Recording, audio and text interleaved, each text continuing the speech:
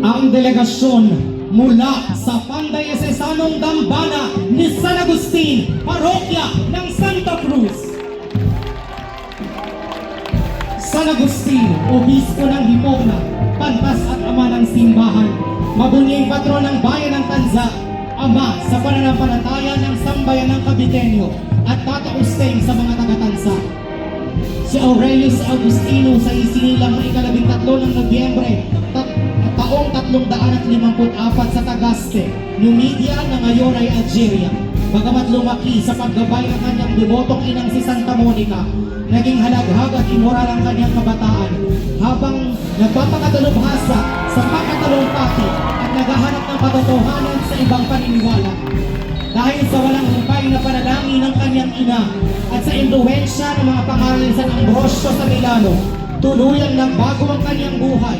Nagpabiyag siya noong taong 387, bumalik sa Afrika at nagtatag ng komunidad na naging pundasyon ng mga Agustino. Nagsilbi siyang obispo ng Hipona sa loob ng 35 taon, kung saan siya naging dakilang guro, tagapagtanggol ng simbahan at may akda ng maraming banal na sulatin. Namatay si San Agustino noong Agosto 28, taong 430 sa edad na 55. Ang debosyon kay San Agustin sa Tanza ay nagsimula sa pagdating ng mga Agustino noong 1727 nang nabili nila ang asyenda na nooy Santa Cruz de Malabon. Bagamat naunang nangaral ng Kristyanismo ang mga Jesuita sa lugar, ang mga Agustino ang namahala sa asyenda at nagtayo ng kasahasyendra na may pinaniniwalaang naiwan nila ang imahe ni San Agustin na naging sentro ng debosyon bago pa noon maitatag ang parokya ng Santa Cruz noong 1740.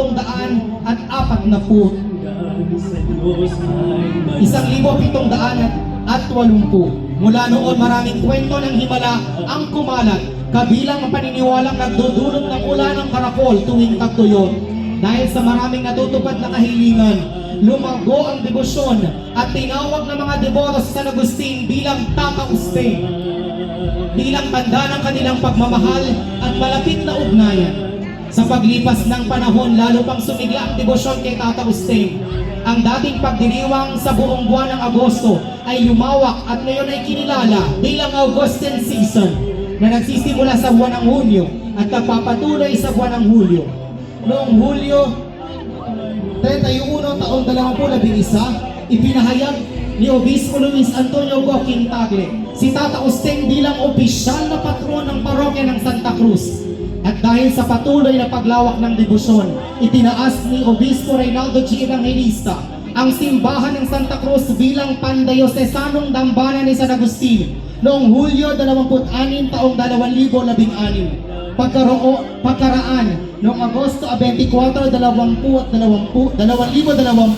opisyal din idineklara ng lokal na pamahalaan ng Tanza si Tatauste bilang patron ng buong bayan ng Tanza. Sa bayan ng Tanza, sa halip na bayani ang nakadambana sa plaza, ang patrong San Agustin ang matatagpuan, maging ang sports center na ipinangalan sa kanya. Ngayon, si San Agustin ay tinatawag na San Agustin de Tanza bilang pag-angkin ng bayan sa kanya. San Agustin de Tanza, Obispo ng Hipona, Pantas at Ama ng Simbahan, mabuning patron ng bayan ng Tanza, Ama sa pananampalataya ng Sambayan ng Caviteño at tatausteng sa mga taga-Tanza.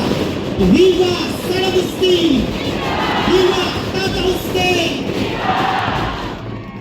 Pusong pasasalamat sa ating Pura Rektor, Reverendo Padre Virgilio Saenz Mendoza at Tanza Municipal Band sa pagsama sa okasyong ito.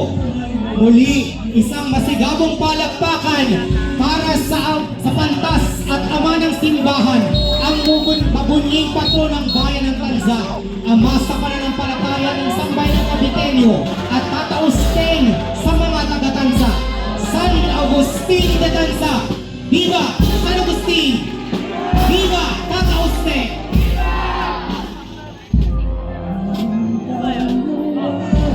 San Agustin de Tanza, ipanalangin mo kami.